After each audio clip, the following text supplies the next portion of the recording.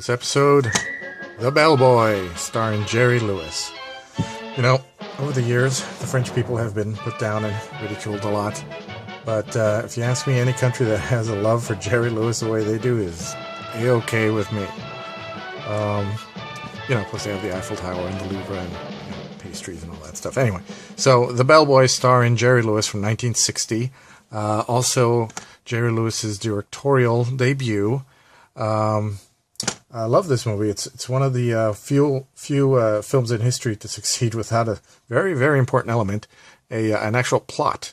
It's still funny. I mean, only Jerry Lewis can make one of the best films of his career out of a series of like random comedic bits, and yet he somehow makes the audience care about this goofball Stanley the Bellboy.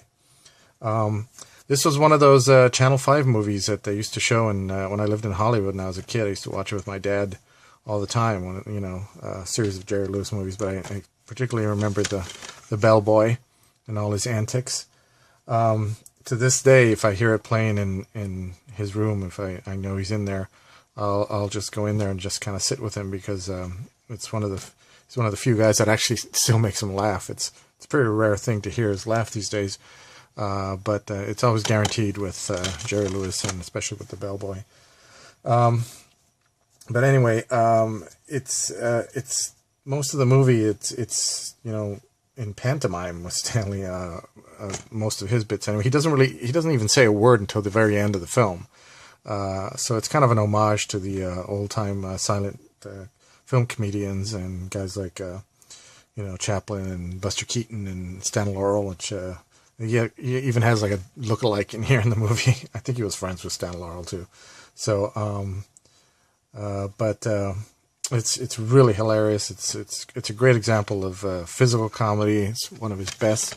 This movie was actually made as an extra because apparently the studio wanted to release his film, Jerry Lewis film, in the summertime, and he had made this other film called Cinderella coming up one of these days. In my little thing here.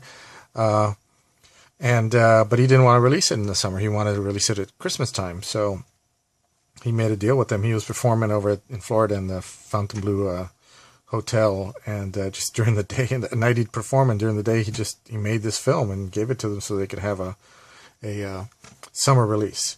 So that's pretty good. That's not bad.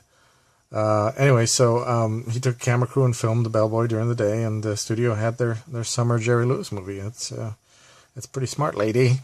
Sorry, I couldn't resist that. That may happen again in further Jerry Lewis movies, just to warn you all. Anyway, he's got some great bits in it that I could just go on and on about them, but I won't because otherwise this will go on forever. So anyway, getting to the DVD itself. Got the DVD in there, no insert or anything. It's Jerry Lewis's face all over the place. A couple of extras on this one. Commentary by Jerry Lewis and Steve Lawrence for some reason. Archival materials, theatrical trailer, stuff like that. Great movie. Love this movie. One of my favorites, maybe even my favorite Jerry Lewis movie. Check it out, The Bellboy, starring Jerry Lewis from 1960. You also get a great little tour of the Fontainebleau Hotel from, I think it's called the Fontainebleau. Well, anyway, beautiful hotel. Curious, I wonder if it's still there.